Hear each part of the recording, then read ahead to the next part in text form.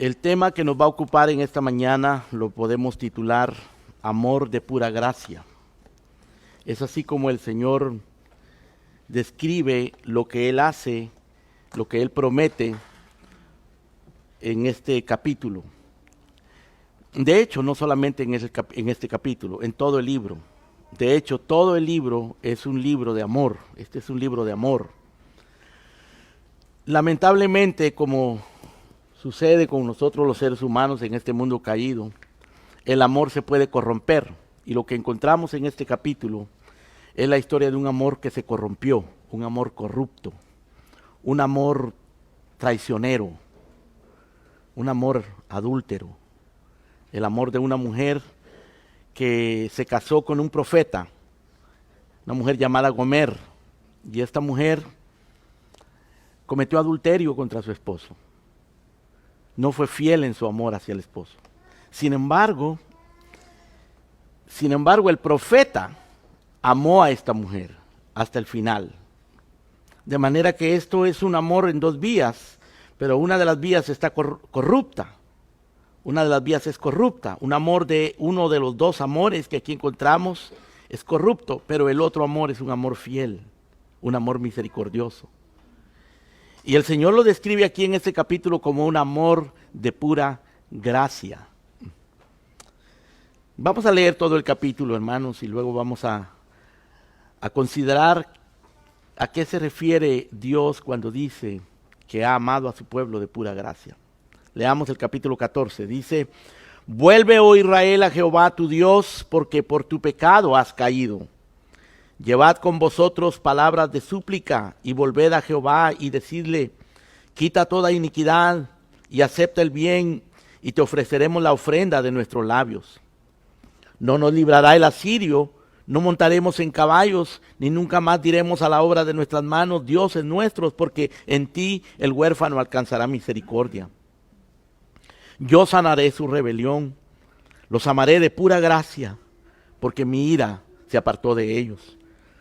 Yo seré a Israel como rocío, él florecerá como lirio y extenderá sus raíces como el Líbano. Se extenderán sus ramas y será su gloria como la del olivo y perfumará como el Líbano. Volverán y se sentarán bajo su sombra, serán vivificados como trigo y florecerán como la vid. Su olor será como de vino del Líbano. Efraín dirá: ¿qué más tendré ya con los ídolos? Yo lo oiré y miraré.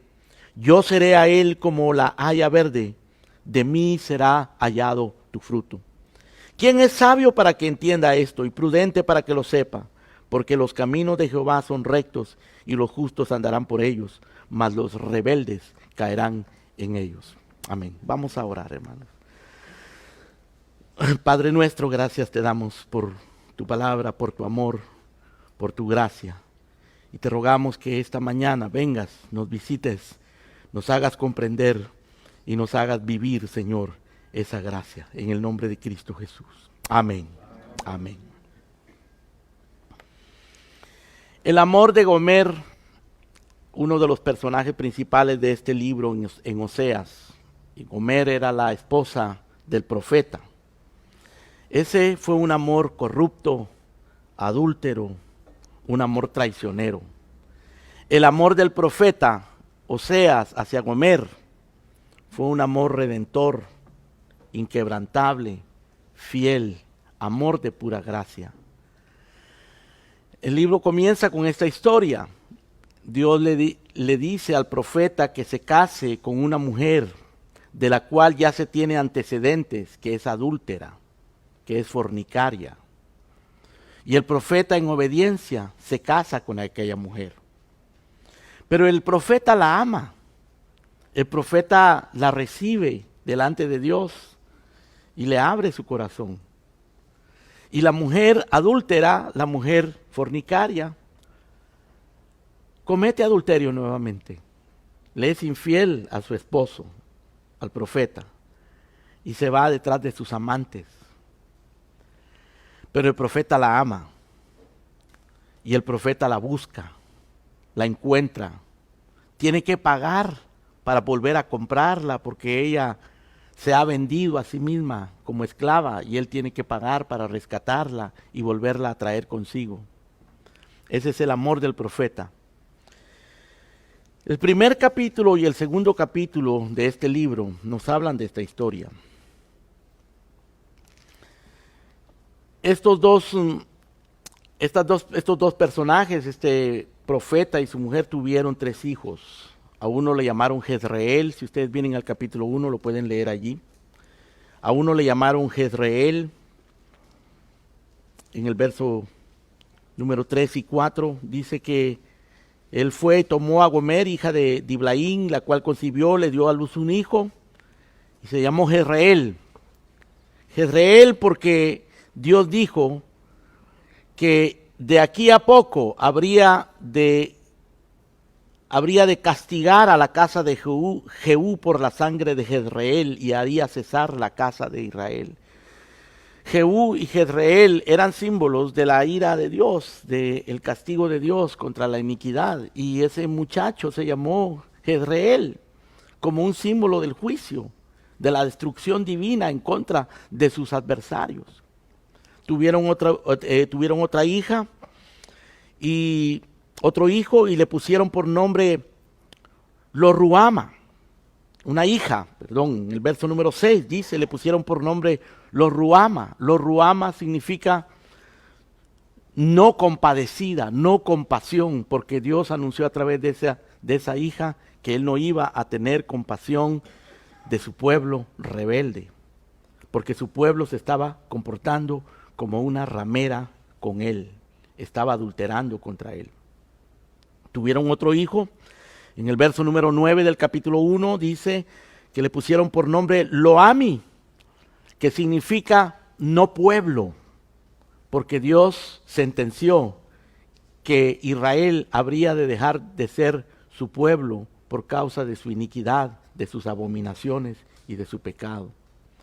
De manera que los 3 hijos predecían la ira de Dios. Uno predecía el juicio, otro predecía la no compasión y el otro predecía que ellos habrían de ser desechados como pueblo. Sin embargo, en el capítulo 2 encontramos que a estos hijos se les cambia el nombre. A uno se le llama Ruhama, al otro se le llama Ami, que quiere decir compadecido o compasión, y el otro quiere decir pueblo mío. Es decir, Dios los rescata. El resto del libro de Oseas, hermanos, describe las abominaciones del pueblo de Israel, las razones por las cuales Dios le llama a su pueblo un pueblo adúltero, porque es que Él considera que su pueblo se ha comportado como una prostituta, se ha ido detrás de sus amantes, ha sido infiel a Dios. Es un libro muy severo, es un libro muy dramático, muy trágico. Pero cuando llegamos al capítulo 14, al capítulo final de Oseas, encontramos una invitación. Y esa invitación es la invitación del amor. Vuelve, oh Israel. Y no solamente encontramos la invitación, encontramos las instrucciones de cómo ellos deberían de venir ante Dios, de cómo ellos deberían de arrepentirse. En el verso número 2 dice, llevad con vosotros palabras de súplica y volved a Jehová. Esas son instrucciones. Así que tenemos una invitación y tenemos instrucciones. Y luego, en el verso número 4, del verso 4 en adelante, Dios promete restauración a ese pueblo. En el verso 4 dice, yo sanaré su rebelión, los amaré de pura gracia, porque mi ira se apartó de ellos. Así que este capítulo lo podemos dividir en 3 partes, y eso haremos, hermano, para poder contemplar, considerar ese amor de pura gracia que se manifiesta en este capítulo. El capítulo se divide en 3 partes. Primero, un llamado al arrepentimiento. Segundo, instrucciones de cómo arrepentirse. Y tercero, promesa, la promesa de restauración y de fertilidad de frutos de una vida fructífera. Llamado, instrucción, promesa. Llamado al arrepentimiento, instrucción de cómo arrepentirse y promesa de restaurar y hacer producir frutos en ese pueblo adúltero. Vuelve, oh Israel, el llamado de Dios. Ese lo encontramos en el verso 1. Vuelve a Jehová tu Dios, porque por tu pecado has caído. Es el llamado, es la invitación. Dios siempre está llamando. Dios siempre está invitando a su pueblo. Y los está invitando a que vuelvan hacia Él porque se han separado. Ellos siguen siendo conocidos como el pueblo de Dios, siguen comportándose como si fueran el pueblo de Dios, siguen teniendo la etiqueta y el título de pueblo de Dios, pero están alejados de Dios. Ellos asisten a los servicios, tienen el templo, tienen las ceremonias, tienen los sacerdotes, tienen los rituales, pero Dios los ha rechazado. Han pecado contra Dios, se han portado de una manera infiel, han adulterado, se han portado de una manera abominable delante de Dios. Y Dios le dice, vuelve a Jehová tu Dios. Pero noten, hermanos, que aunque se han alejado, Dios sigue siendo el Dios de ellos. Dios se sigue identificando como su Dios. Cuando Él les dice, vuelve, Él les dice, vuelve a Jehová tu Dios. Ellos se han alejado, pero son el pueblo de Dios.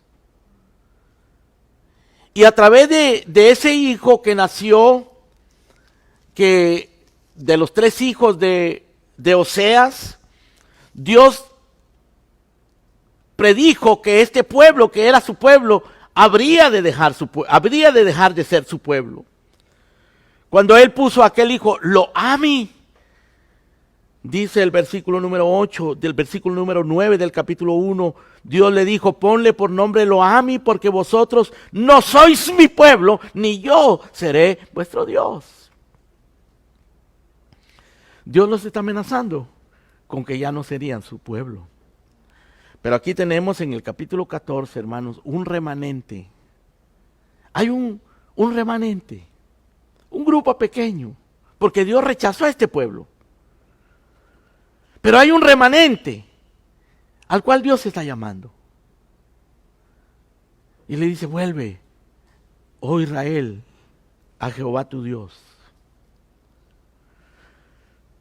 Ellos también habían caído en el pecado, pero eran el remanente de Dios. Ellos todavía tenían la capacidad de arrepentirse, porque el pueblo en general había perdido por completo la capacidad de arrepentirse, no entendían, eran rebeldes. Pero había un remanente. Siempre hay un remanente. Dios siempre tiene un remanente. El apóstol Pablo dijo, no están con nosotros porque no eran de nosotros. Si hubiesen sido de nosotros, estarían con nosotros. Pero ellos son del mundo, por eso no están con nosotros. Pero estuvieron un tiempo en la iglesia. Juan dice, estuvieron aquí con nosotros, pero ya no están. Y no están porque no eran de nosotros. Estaban aquí, pero no eran. ¿Cuántos están en la iglesia y no son, hermano? ¿Cuántos están en la iglesia y no son? Así ha sido siempre. Pero Dios tiene un remanente y aquí Él está llamando a su remanente. Vuelve, oh Israel, a Jehová tu Dios, porque por tu pecado has caído. Es un remanente caído, que ha perdido su primer amor, como aquella iglesia de Éfeso en el libro de Apocalipsis, a la cual el Señor le dice, yo sé que tú has trabajado por mi nombre, por amor a mi nombre, has sufrido, has tenido paciencia, has descubierto a los que se dicen ser apóstoles y no lo son, pero tengo contra ti que has caído de tu primer amor. Dios le está diciendo a este pueblo, has caído, por tu pecado has caído. vuelve. Porque tú eres pueblo todavía. Tú tienes la capacidad aún de arrepentirte. Y hermanos, cuando cuando Oseas escribió este libro, Oseas vivió en una de las épocas más prósperas del pueblo de Israel. Y cuando hablo del pueblo de Israel me refiero al reino del norte. Al reino del norte, que era la división, una de las dos divisiones de la nación israelita que se había dividido en dos. Y esa era la más pagana. Ellos habían construido desde el primer momento que se separaron de la nación, habían construido altares a becerros de oro a los cuales adoraban. Y se había vuelto un pueblo pagano, pero aún allí Dios tenía pueblo.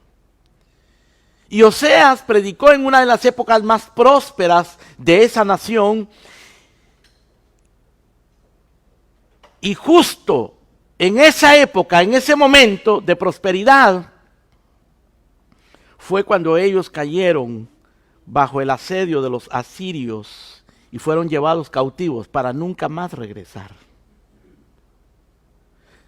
A los del reino del norte no les sucedió como a Jerusalén. Jerusalén fue llevada cautiva a Babilonia y regresó después de 70 años. El reino del norte fue llevado cautivo por Asiria y nunca más regresó. ¿Han oído hablar ustedes de las 10 tribus perdidas de la nación de Israel?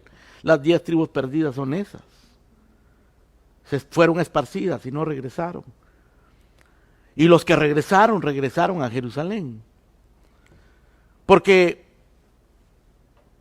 el reino del norte llegó a convertirse en un reino gentil, en un reino de gente apóstata. Por eso es que en los días de nuestro Señor Jesucristo los samaritanos no se llevaban con los judíos, porque los samaritanos eran de esa región. Samaria era la capital de esa región. Y Oseas ahí predicaba. Sin embargo, él dice, vuélvete, remanente, vuelve a tu Dios, porque has caído por tu pecado. El pecado era un pecado muy abominable. Ya lo hemos descrito, adulterio. Y el adulterio se refería específicamente a la idolatría. Era fornicación espiritual. Y la fornicación espiritual y la idolatría vinieron a este pueblo porque ellos se volvieron ignorantes de la palabra de Dios, despreciaron la palabra de Dios. El Señor les dice, yo les di mi ley y ellos la tuvieron por cosa extraña. Ellos no amaron ni apreciaron la palabra de Dios. Y lean ustedes conmigo, por favor, en el capítulo 6 de Oseas, en el verso 6, capítulo 4, quiero decir, verso 6, capítulo 4, verso 6. Dios les dice, mi pueblo fue destruido porque le faltó conocimiento. Por cuanto desecharon el conocimiento, por cuanto desechaste el conocimiento, yo te echaré del sacerdocio. Y porque olvidaste la ley de tu Dios, también yo me olvidaré de tus hijos, dice el Señor. Es peligroso olvidar la ley de Dios, olvidar la palabra de Dios. Es peligroso. Dios dice, te olvidaste, yo me voy a olvidar de tus hijos. Y estás siendo destruido, es por falta de conocimiento, es por no haber entendido. Verso 7, conforme a su grandeza, así pecaron contra mí, así que yo cambiaré su honra en afrenta. Verso 11, fornicación, vino, mosto, eso quiere decir borrachera. Quitan el juicio. La fornicación y la borrachera quitan el juicio. Eso era este pueblo fornicario y borracho. No necesariamente borracho de vino, aunque sí, habían borrachos. Pero Dios se está refiriendo más específicamente a la embriaguez de sus adulterios espirituales. A que ellos estaban embriagados, poseídos, infatuados con sus falsos dioses. A eso se refiere. Verso 12, capítulo 4. Mi pueblo a su ídolo de madera pregunta, y el leño le responde, porque espíritu de fornicaciones lo hizo errar, dejaron a su Dios para fornicar. O sea, ellos tenían experiencias espirituales, tenían experiencias religiosas. Le preguntaban a sus ídolos y el leño con el cual habían hecho el ídolo les respondía. Sí que ellos se sentían cerca de Dios, pero era fornicación. No era Dios, no era el Dios verdadero, era ignorancia. Era un Dios falso, pero ellos no lo sabían. Este pueblo a su ídolo le pregunta y su palo le responde. ¿Por qué? Porque hay espíritu de fornicación. Ese espíritu lo hizo errar y dejaron a su Dios. Mi pueblo perece por falta de entendimiento. Se puede estar adorando a Dios y estar en la iglesia y estar adorando a un Dios falso de nuestra imaginación, a un Dios que no es el Dios de la Biblia. Eso estaba haciendo este pueblo. Capítulo 5, verso 4. No piensan en convertirse a su Dios, porque espíritu de fornicación está en medio de ellos y no conocen a Jehová. No lo conocían. No se iban a convertir a él si no lo conocían. Además tenían un espíritu de fornicación. El espíritu de fornicación no quiere decir que estaban poseídos necesariamente. Es una manera de decir que ellos estaban infatuados. Y bien pudiera ser que estuviesen poseídos también. Pero lo que Dios está señalando es el adulterio, la fornicación, el alejamiento de este pueblo.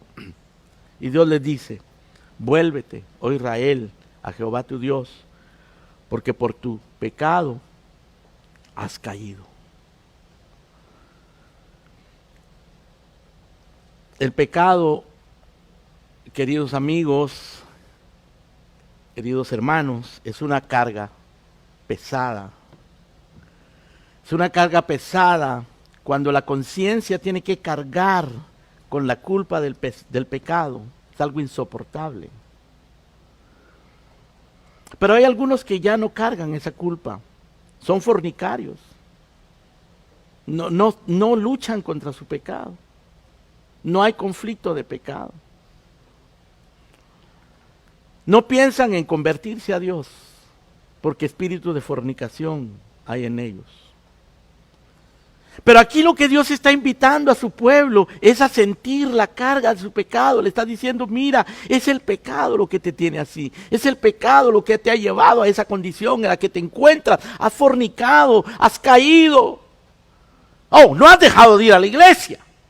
Sigues siendo el pueblo de Israel. Sigues en tus rituales. Pero estás caído, estás lejos de Dios. Vuélvete. Porque por tu pecado has caído. Oh, hermanos, que nosotros sintiéramos esa carga, que nos hiciera responder a ese llamado, la carga de pecado que nos haga venir ante Dios, reconocer nuestro pecado, sentir la carga del pecado. Una carga que solamente el perdón de Cristo puede quitar. Un perdón que solamente viene por la sangre que Él derramó.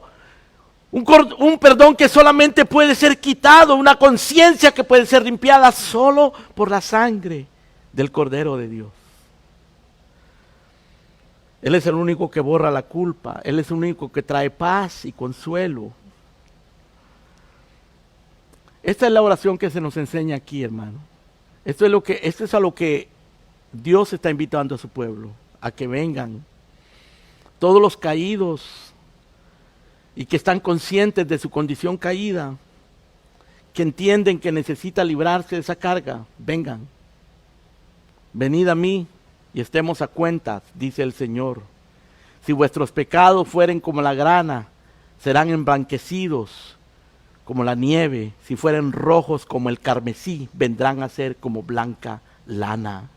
Venid a mí. Buscad al Señor, buscad a Jehová mientras pueda ser hallado, llamadle en tanto que está cercano, deje el impío su camino, el hombre inicuo sus pensamientos, y vuélvase al Señor, el cual tendrá de él misericordia, el cual será amplio en perdonar. Vuelve, oh Israel, a Jehová, tu Dios, porque por tu pecado has caído. Invitación. Y esa es una invitación del amor de Dios. Si Dios te llama a arrepentirte y tu corazón se quebranta, es una manifestación del amor de Dios. El arrepentimiento es un regalo del amor de Dios. Ay de aquel que no conoce el arrepentimiento. Tú no conoces a Dios si no conoces el arrepentimiento. Tú no conoces el amor de Dios si no conoces el arrepentimiento. Pero hay más.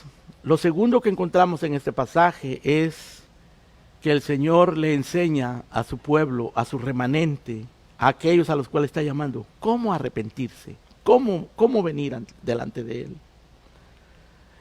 Este es el amor de pura gracia que nos enseña cómo arrepentirnos, que nos mueve al arrepentimiento. Nos invita, pero nos dice también cómo hacerlo. Porque nosotros no sabemos ni arrepentirnos, hermanos. El arrepentimiento de mucha gente es un arrepentimiento tan liviano, tan ligero, tan inútil, que Dios lo desprecia.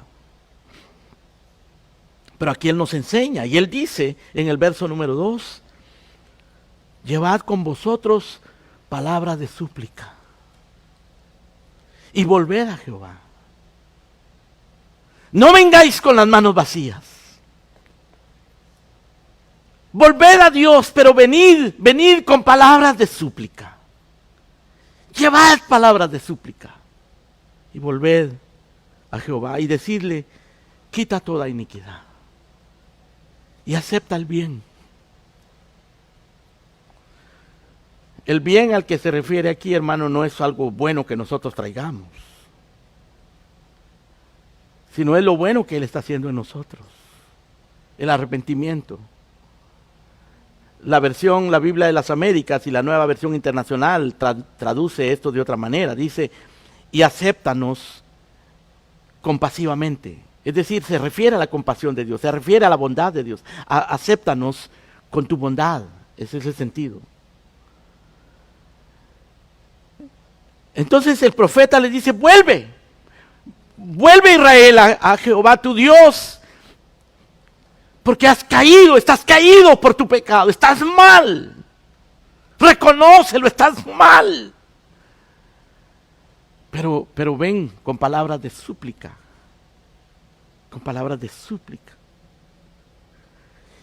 y decídele, hermanos, hasta las palabras nos está dando. Como cuando le preguntaron al Señor, Señor, enséñanos a orar. El Señor les dijo, cuando oréis, decid. Y Él nos da las palabras que debemos decir. Claro, no es que tengamos que repetir esas palabras textualmente, pero ese es el lenguaje que tenemos que usar. Esa es la actitud que debemos traer. Venir con palabras de súplica y decirle, quita toda iniquidad. Quita la iniquidad.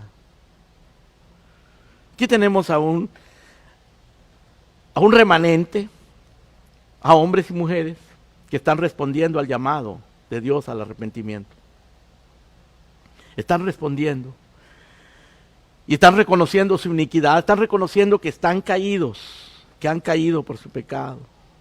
Y llegan ante Dios y le dicen, quita toda iniquidad. Y acéptanos bondadosamente, acepta el bien que tú estás haciendo en nosotros de arrepentirnos, acéptanos. Estamos caídos, hemos pecado, pero acéptanos. ¿Tú crees que Dios te puede aceptar después de cómo te has portado con Él, de todo lo que has hecho contra Él, de nuestra infidelidad, nuestras negligencias, nuestra soberbia, nuestra ignorancia, nuestra torpeza y debilidad? ¿Crees que Dios nos puede aceptar? Sí, pero tenemos que venir con palabras de súplica. Tenemos que venir reconociendo nuestra iniquidad. Tenemos que venir quebrantados. Tú no puedes venir fríamente a Dios de una manera desfachatada, casual, ligera, no. Esa no es manera de acercarse a Dios. Llevad con vosotros palabras de súplica, volver a Jehová y decirle, quita toda iniquidad, acepta el bien y te ofreceremos la ofrenda de nuestros labios. O sea que la invitación a arrepentirse y luego las instrucciones de cómo arrepentirse indican que tiene que haber súplica, tiene que haber reconocimiento de nuestra iniquidad, tiene que haber conciencia de nuestra necesidad y tiene que haber alabanza en nuestros labios. Dice, te ofreceremos la ofrenda de nuestros labios. La versión antigua, recuerdo la primera Biblia que yo tuve, una Biblia Reina Valera 1909, que por ahí la tengo todavía, me parece. Dice, y te ofreceremos becerros de nuestros labios. Porque en el hebreo parece que quiere decir eso. Es un poco difícil traducirlo. Te ofreceremos sacrificios de nuestros labios, sacrificios de becerros. Está hablando de sacrificios de becerros de nuestros labios. Está haciendo alusión a lo que presentaban los sacerdotes en el Antiguo Testamento, pero en este caso no son becerros literales, sino es el corazón, palabras que salen del corazón, que son como presentarle a Dios sacrificios agradables. Ofreceremos sacrificios, ofreceremos la ofrenda de nuestros labios. Pero la ofrenda de labios viene después de las palabras de súplica. Primero las palabras de súplica, después la ofrenda de labios. Llevad con vosotros palabras de súplica, volved a Jehová, decidle, quita toda iniquidad, acepta el bien y te ofreceremos la ofrenda de nuestros labios.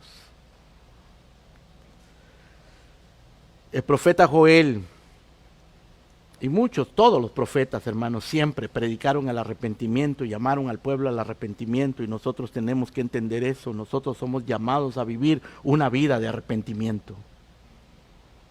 El arrepentimiento no es un acto de una ocasión, no es el acto de un inconverso pecador que nunca ha conocido nada del Evangelio y se arrepiente. El arrepentimiento es eso y una vida continua de arrepentimiento. De hecho, aquí Él está llamando al arrepentimiento a su propio pueblo, que ha pecado, pero que lo conocen. Ellos no vienen del mundo, ellos no vienen de la ignorancia total, no vienen del paganismo, son parte del pueblo. Y Dios ha desechado a ese pueblo, pero todavía hay un remanente. Oh, hermanos, que Dios nos dé la gracia de ser nosotros parte de ese remanente. Aunque hayamos pecado contra Dios. Aunque tengamos que venir arrepentidos, y tenemos que venir arrepentidos, tenemos que venir doblegados. El profeta Joel dijo, lacerad vuestro corazón y no vuestros vestidos, convertíos al Señor vuestro Dios, porque Él es misericordioso y clemente, tardo para la ira y grande en misericordia, que se arrepiente del castigo. No porque Dios sea hombre para arrepentirse, pero cuando Él ve un corazón quebrantado, el Señor tiene misericordia. Dijo David en el Salmo 51, los sacrificios de Dios son el espíritu quebrantado, el corazón contrito y humillado, no despreciarás tú, oh Dios. El hijo pródigo se acerca al padre después de haber gastado todo el dinero viviendo perdidamente, después de haberse degradado y vivir en una pocilga con los cerdos y venir maloliente, destruido, miserable, acabado. Él llega con el padre arrepentido, no por su condición, no simplemente porque le había ido mal, es que en su corazón había arrepentimiento, Y él se acerca y le dice, Padre, he pecado contra el cielo y contra ti. he pecado, yo no soy digno, pero recíbeme, recíbeme. Aunque sea como uno de tus jornaleros, yo quiero estar contigo, quiero estar cerca. Él quería estar cerca del Padre, arrepentido. Y Dios dijo, o el Padre dijo, este hijo estaba muerto y ha revivido, estaba perdido y ha sido hallado, porque se arrepintió. Y aquí está Dios diciéndonos, llevad palabras de súplica, volver a Jehová y decirle, quita toda iniquidad, quita toda iniquidad. Hermanos queridos, no debemos presentarnos con las manos vacías delante de Dios. Cuando tú vengas a este lugar, trae tus palabras, palabras de súplica, trae palabras de súplica. Por tu debilidad, por tu pecado, por tu ignorancia, por tu necesidad, por las tentaciones a las que estás expuesto, trae palabras de súplica delante de Dios. Trae tus iniquidades y arrójalas a la cruz de Cristo. Arrójalas delante de su presencia y dile, Señor, acepta la ofrenda de mis labios, limpia toda iniquidad. Primero palabras de súplica, luego palabras de ofrenda, ofrenda de labios. El salmista David, examíname, oh Dios, conoce mi corazón, pruébame, conoce mis pensamientos y ve si hay en mí camino de perversidad. Porque David quizás en un momento dado, en ciertos momentos de su vida, sentía que estaba bien con Dios. ¿Te sientes bien tú con Dios? ¿Sientes tú que todo está bien, que tienes todas las cosas en orden, que no hay nada entre tú y Dios? Bueno, David se sentía así en un momento dado, pero le dice, Señor, ve si hay en mí camino de perversidad, porque él sabía que lo había. Los pecados, ¿quién los conocerá? Líbrame de los que me son ocultos. Pero así como Dios, hermano, acepta, recibe a los corazones contritos y humillados, así también desprecia a los hipócritas, a los ligeros, a los superficiales, a los que se acercan con un corazón doblado, con la idea de seguir pecando. Este pueblo se acerca a mí con su boca y con sus labios me honra, pero su corazón está lejos de mí y su temor solamente son mandamientos de hombres que les han sido enseñados. Cumplen todo lo que los hombres les dicen, guardan la apariencia, logran impresionar a otros con su ritual, con su ceremonia, con su presencia física, pero su corazón está lejos de mí. Se acercan con su boca.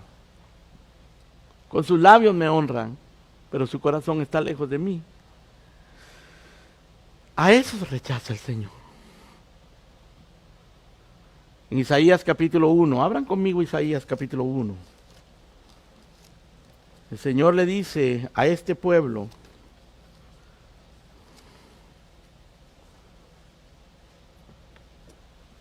verso 2, dice acerca de este pueblo, crié hijos y los engrandecí y ellos se rebelaron contra mí. El buey conoce a su dueño, el asno, el pesebre de su señor. Israel no entiende, no entiende. Mi pueblo no tiene conocimiento. ¿Qué era lo que no entendían? ¿Los 10 mandamientos? No, eso se lo sabían de memoria. ¿Qué era lo que no entendían? El Salmo 119, eso se lo sabían de memoria. Ustedes saben que el Salmo 119 fue diseñado para aprendérselo de memoria. Tiene 22 partes que corresponden a las 22 letras del alfabeto hebreo. Y los niños desde pequeños se aprendían eso de memoria. ¿Por qué Dios le está diciendo aquí a este pueblo? No entienden, no tienen conocimiento. Porque no tenían temor de Dios. Porque ofrecían sacrificios vanos. Aquí lo dice en el verso 10. príncipes de Sodoma. Y aquí le está hablando a su pueblo, pero les está diciendo Sodoma, no le está diciendo Israel. A los príncipes de Israel les está diciendo príncipes de Sodoma. Oíd palabra de Jehová. Escuchad la ley de nuestro Dios, pueblo de Gomorra. Les está diciendo adúlteros a su pueblo. Le está diciendo a su pueblo que ha pecado, que se han degradado como Sodoma y Gomorra. ¿Y qué les dice Dios a Sodoma y a Gomorra, que es Israel? En el verso 11. ¿Para qué me sirve, dice Jehová, la multitud de vuestros sacrificios? Hastiado estoy de holocaustos, de sacarneros, de cebo de animales gordos. No quiero sangre de bueyes, de ovejas, ni de machos cabríos. ¿Quién demanda esto de vuestras manos cuando venís a presentaros delante de mí para hollar mis atrios? Hermano, ¿cómo es eso? Llegar a la iglesia, llegar a los atrios, llegar a la casa de Dios, a ofender a Dios. Imagina lo que es venir a este lugar a ofender a Dios. No, yo no vengo, yo vengo a alabarlo. Y el Señor dice, no, tú no me alabas. Tú no me alabas. Tú vienes con palabras hipócritas, tú no traes el corazón. No entiendes, no tienes el temor de Dios. ¿De qué me sirve la multitud de los sacrificios? Estoy hastiado, dice el Señor, de holocaustos. Oh hermano, ¿cómo escuchará el Señor nuestros cantos, nuestras oraciones en este lugar? ¿Será que el Señor en un momento dado dice, será que nos dice que está hastiado? ¿Ustedes creen que el Señor necesita nuestros cantos, nuestras ofrendas, nuestro dinero, nuestra presencia en este lugar? Él quiere nuestra presencia. Él quiere nuestro amor, nuestro canto, nuestra alabanza, pero primero tienen que haber palabras de súplica. Primero Él dice, venid, venid, porque has caído por tu pecado, y traer con vosotros palabras de súplica y decirle, quita toda iniquidad. Y entonces te ofreceremos ofrendas de nuestros labios. Entonces nuestro canto le será grato, le será agradable. En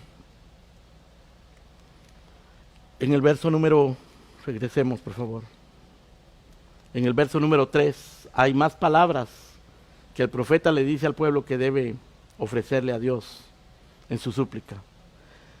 Dice, no nos librará el asirio, no montaremos en caballos, ni nunca más diremos a la obra de nuestras manos, dioses nuestros, porque en ti el huérfano alcanzará misericordia. Esas son las otras palabras que hay que decirle a Dios. El profeta instruye a Israel, le dice, díganle esto al Señor, quita toda iniquidad, traigan palabras de súplica y pídanle que quite toda iniquidad, que reciba el bien, que le van a ofrecer ofrenda de labios, y díganle también que ya no van a confiar en los asirios, que ya no van a confiar en los caballos, que ya no van a pensar que la obra de sus manos son sus dioses. No nos librará el asirio, no montaremos en caballo, nunca más diremos a la obra de nuestras manos, dioses nuestros, porque en ti el huérfano alcanzará misericordia. Si Dios a los huérfanos, a los desamparados, los protege, los ayuda, ¿cómo no va a ayudar a este pueblo al cual le ha hecho promesas? Y ellos, en lugar de apoyarse en las promesas, de refugiarse en las promesas, fueron a buscar a los asirios. Fueron a montarse en caballos, multiplicaron los caballos para defenderse, en lugar de esperar que Dios los defendiera. Confiaron en la obra de sus manos, crearon sus propios dioses para adulterar contra Dios.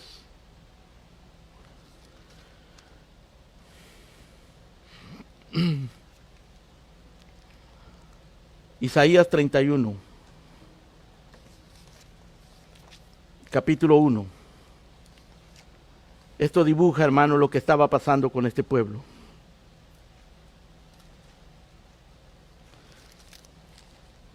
Ay de los que descienden a Egipto por ayuda y confían en caballos y su esperanza ponen en carros, porque son muchos y en jinetes, porque son valientes y no miran al Santo de Israel, no buscan a Jehová. Ay de aquellos que confían en Egipto, en caballos, en sus ejércitos, en sus valientes. Son valientes, tienen energía, tienen recursos, tienen amigos, tienen conexiones. Y no miran a Dios. Eso hizo este pueblo. Y las instrucciones de arrepentimiento indican, hermano, que ellos tenían que renunciar a eso. Tenían que renunciar a su confianza en el asirio, en los caballos y en las obras de sus manos. Salmo 147:10 dice que no se complace el Señor en las piernas del hombre, ni en la fuerza del caballo. Se complace el Señor en los que le temen y esperan en su misericordia. A Dios no le importa quién eres tú, no importa cuántos años tienes de ser cristiano, no le importa qué tantos recursos puedas tener humanos, cuántas conexiones, no importa si eres pastor, si eres diácono, si eres fundador de la iglesia, que no le importa nada, hermano, es que no importa.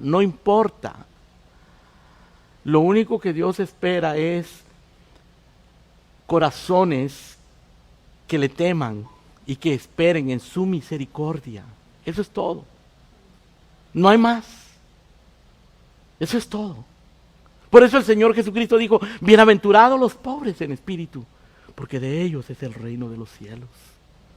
Bienaventurados los que lloran, porque ellos recibirán consolación. Bienaventurados los mansos, porque ellos recibirán la tierra por heredad. Bienaventurados los que tienen hambre y sed de justicia, porque ellos serán saciados. O sea, el reino de Dios es de los humillados, de los arrepentidos, de los miserables que reconocen su miseria, de los débiles que reconocen su necesidad, de los que vienen con palabras de súplica, de los que reconocen que solos ellos, sin la fuerza de Dios, están caídos. El amor de Dios, por pura gracia, ese amor de Dios de pura gracia, nos enseña a arrepentirnos. Dios por su gracia nos enseña a arrepentirnos. Y nos ofrece acceso, entrada al trono de la gracia. Nos ofrece un sumo sacerdote que puede compadecerse de nuestras debilidades, porque Él fue tentado al igual que nosotros, sin pecado. Y por eso nosotros podemos acercarnos al trono de la gracia para alcanzar misericordia y hallar gracia para el oportuno socorro. Y esta es la tercera parte, hermanos, de este capítulo. Dios, a aquellos que responden al llamado y a aquellos que se arrepienten con sinceridad, les promete, les da una promesa que proviene de su amor lleno de gracia. Y la promesa es que los va a perdonar, que los va a restaurar y que lo va a hacer fructificar abundantemente. Verso 4. Noten que ahora es Dios el que está hablando. No se nota, cuando uno está leyendo allí, no se da cuenta que de repente es Dios el que comienza a hablar. Pero efectivamente es Dios el que comienza a hablar en el verso 4. Él dice, yo sanaré su rebelión. Esa rebelión abominable que los está destruyendo. Esas debilidades pecaminosas que los han alejado de mí. Yo las sanaré. Yo sanaré su rebelión y los amaré de pura gracia. Pura gracia. Amor de pura gracia. Porque no se lo merecen. Porque han pecado. Gomer no merecía que su marido la fuera a buscar. se fue detrás de sus amantes, le fue infiel a su marido, pecó contra él, adulteró, se volvió una prostituta, una ramera. Y el hombre la amó y la fue a buscar. De pura gracia. De pura gracia. Y la sanó su rebelión. Y el Señor dice, yo sanaré a mi pueblo, yo los sanaré de su rebelión, los amaré de pura gracia, porque mi ira se apartó de ellos. Promesa de Dios. Oh, hermano, no hay que pagar nada. Dios no pide nada, no nos pide nada, excepto el corazón. Excepto un corazón humillado. Eso es todo. A todos los sedientos, venid a las aguas. A los que no tienen dinero, venid, comprad, comed, sin dinero y sin precio. Venid y comed vino y leche, vino y leche. Lo que Él espera es que escuchemos atentamente, que inclinemos nuestro oído, vengamos a Él, que escuchemos lo que Él nos dice, que respondamos a ese llamado. Buscad a Jehová mientras puede ser hallado, dice el profeta. Llamadle en tanto que está cercano. Y Él dice, yo sanaré tu rebelión, los amaré de pura gracia, porque mi ira se apartó de ellos.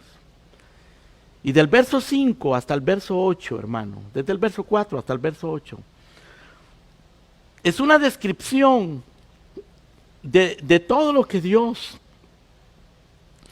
ha de hacer con ese pueblo. Ese pueblo débil, pecaminoso, indigno. Dios le dice, yo te voy a sanar, yo te sano, yo te puedo sanar, yo te puedo perdonar. Y yo te amo, te amaré de pura gracia, te voy a demostrar mi amor de pura gracia, porque tú no lo mereces, pero te voy a demostrar mi amor. Y mi ira se apartará de ti. Verso 5. Yo seré a Israel como rocío, florecerá como lirio, extenderá sus raíces como el Líbano. El rocío que vuelve la tierra fértil, que la hace producir. El rocío del Líbano. El Líbano era famoso por su rocío, hermano. Toda la vida en aquel lugar estaba húmedo. Era un bosque de rocío, un bosque de lluvia. Siempre estaba lloviendo. Aquello era fructífero, frondoso, maravilloso. El aroma que se sentía ahí era algo muy grato.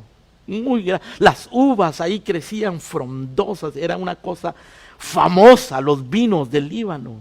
Y Dios dice, yo seré rocío.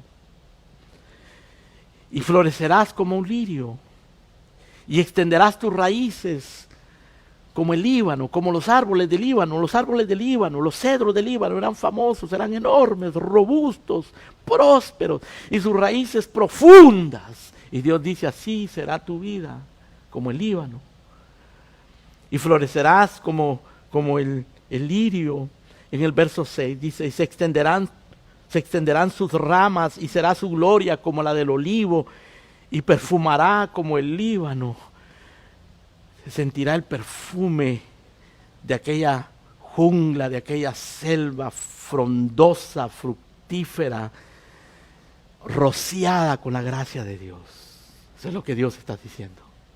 Yo seré el rocío que te voy a hacer producir, que te voy a hacer florecer, que voy a hacer que tus ramas se extiendan, que te voy a hacer que el aroma de mi presencia, el aroma de la frescura, el aroma del Líbano esté en ti.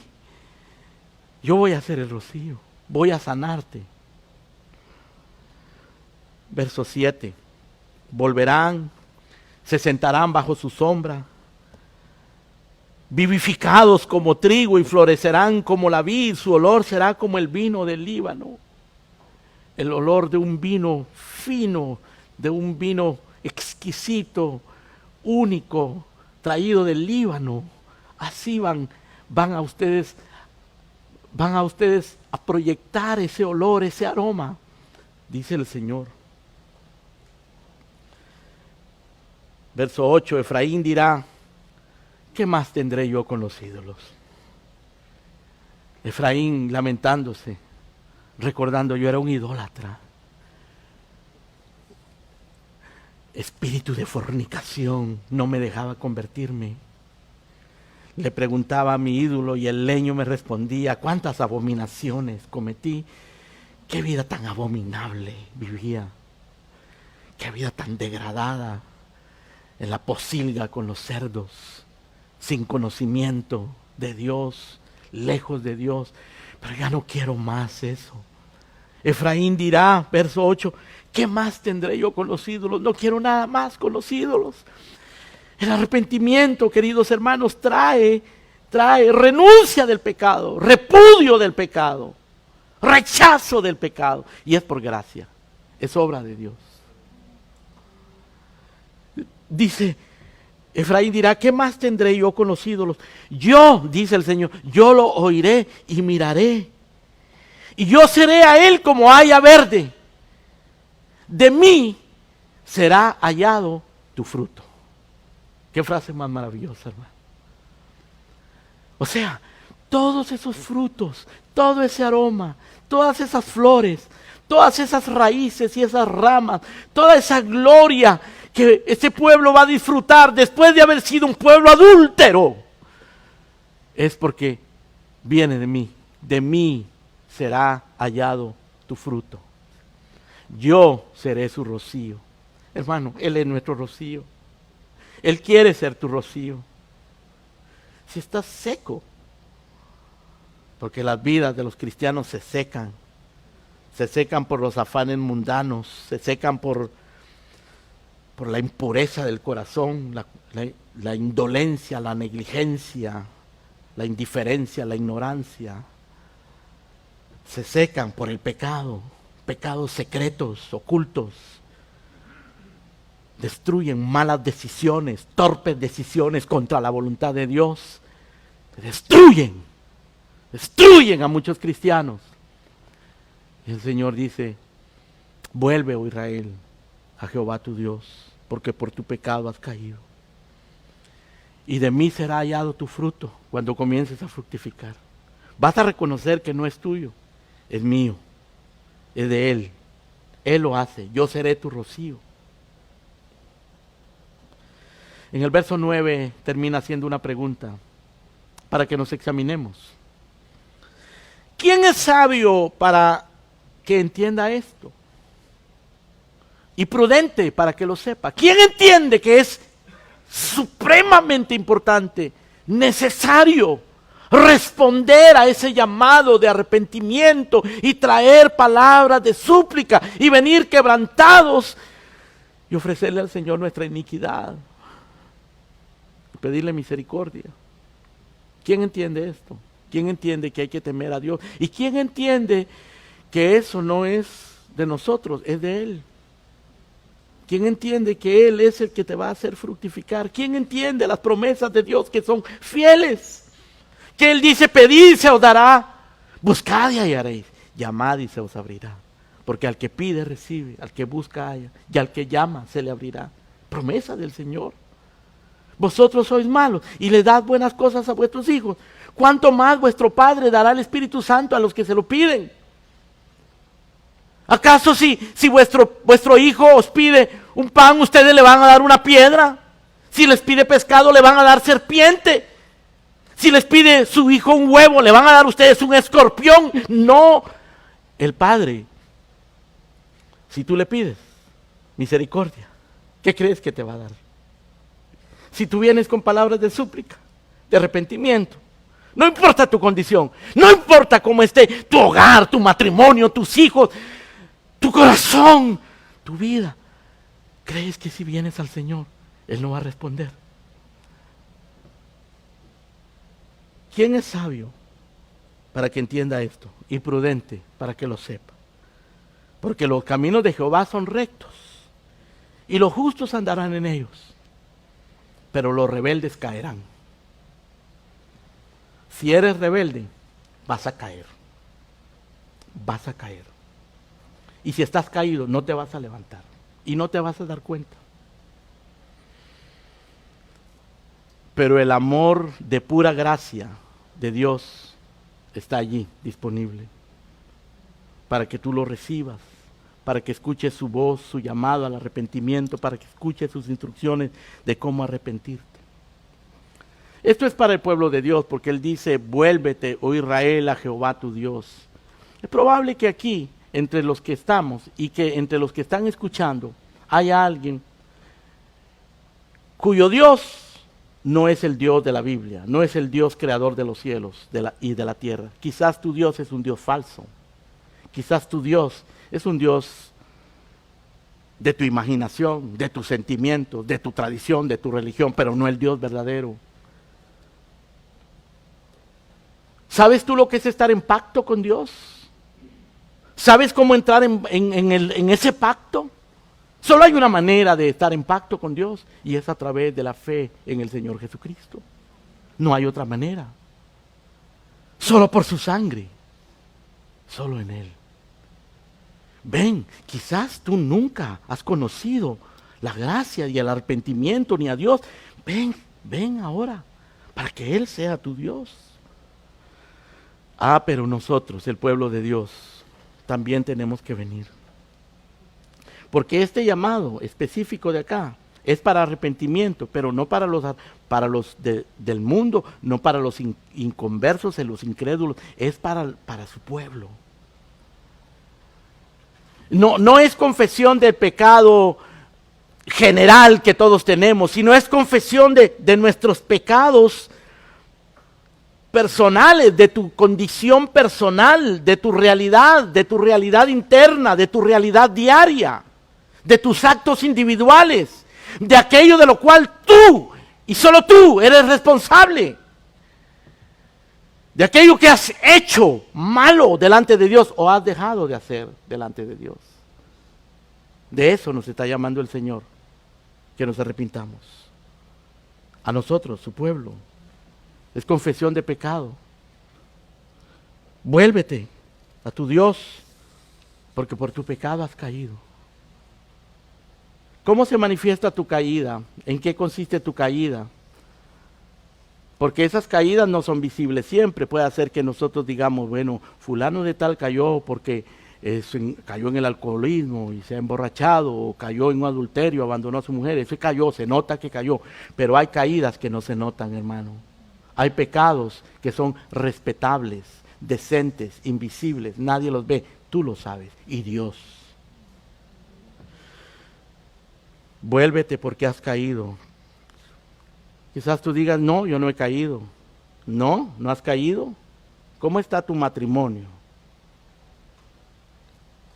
¿Cómo está tu vida devocional? ¿Cómo está tu vida íntima, a solas, cuando estás a solas? ¿Cómo es nuestra vida cuando estamos a solas, cuando nadie nos ve, hermano? Pero Dios nos ve. Pero cuando la conciencia se endurece y cuando nosotros caemos, cuando nos alejamos de Dios, como que no nos importara que Dios nos ve. Nuestro corazón es tan perverso, tan perverso. ¿Cuáles son las cosas miserables que quizás piensas, miras y oyes cuando nadie más te ve? Lo que deseas, quizás lo que estás planeando. ¿Cuántos planes perversos pueden haber en tu mente, desagradables a Dios, y tú lo sabes? ¿Y crees que eso no es caer? Se puede caer así. El Señor le dijo a la iglesia de Éfeso, recuerda de dónde has caído y arrepiéntete.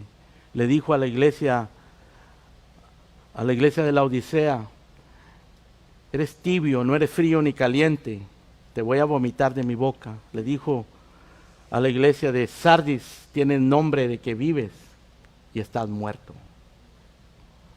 Arrepiéntete, arrepiéntete. Ese llamado para nosotros, es para ti, hermano, es para mí, es para la iglesia, para el pueblo de Dios. Arrepiéntete, confiesa, examina incluso cómo te arrepientes. Y nuestro arrepentimiento nunca va a ser perfecto, hermano. Nuestro arrepentimiento, nosotros somos tan débiles y tan miserables, tan impotentes, que hasta el arrepentimiento nos cuesta. Pero ¿crees tú que si vienes al Señor, aún con tus luchas, con tus conflictos, con tus dudas, crees tú que el Señor no entiende ese conflicto? ¿Acaso no dice Él que tenemos un sumo sacerdote que puede compadecerse de nuestras debilidades? Sí, Él puede, Él sabe tu conflicto, Él conoce. Él sabe, hermano. Lo único muy importante, no te acerques ligeramente a Dios. No le traigas ofrendas falsas. No trates de fingir delante de Él. Puedes fingir delante de los hombres. Puedes fingir aquí sentado en la iglesia. Aquí se puede, fácil. Pero delante de Dios no. Aunque se puede. Muchos lo hacen, pero caerán. Caerán. ¿Pero para qué? ¿Qué necesidad tienes, hermano? ¿Qué necesidad tienes, amigo, de destruir tu propia alma si hay un sacerdote que te llama? Si confesamos nuestros pecados, Él es fiel y justo para perdonar nuestros pecados y limpiarnos de toda maldad. Esto está escrito para que no pequemos. Pero si alguno hubiese pecado, dice el profeta, dice el apóstol, si alguno hubiese pecado, abogado tenemos. Abogado tenemos. Hay un abogado. Hay un camino. Él dijo: yo soy el camino, la verdad y la vida. Acércate como se acercaba David y dile: Señor, examina mi corazón. Conoce mis pensamientos, tú sabes lo que yo pienso, tú sabes lo que hay en mi corazón, tú sabes cómo yo soy. Y ve si hay en mí camino de perversidad y lo vas a encontrar, pero guíame por el camino eterno. Límpiame con la sangre de Cristo. Límpiame y seré limpio. Límpiame. No te equivoques, Dios no acepta alabanza sin arrepentimiento. Dios no acepta oraciones sin quebrantamiento. El quebrantamiento no quiere decir que tienes que llorar cuando oras. No quiere decir que tienes que gemir. No, tienes que venir con tu corazón. Con tu corazón. Al principio los ojos estarán secos, probablemente. Eventualmente vendrán las lágrimas, pero que sean lágrimas de verdadero quebrantamiento, sinceridad. No tienes que forzar lágrimas. No tienes que hacer rostros y gesticulaciones delante de Dios. Tienes que venir con tu corazón, eso es todo. Nada más, tu corazón, eso es todo. Y que vengamos con palabras de súplica, con palabras de súplica. Y Él sanará nuestra rebelión, nos amará de pura gracia. Vamos a orar, hermano.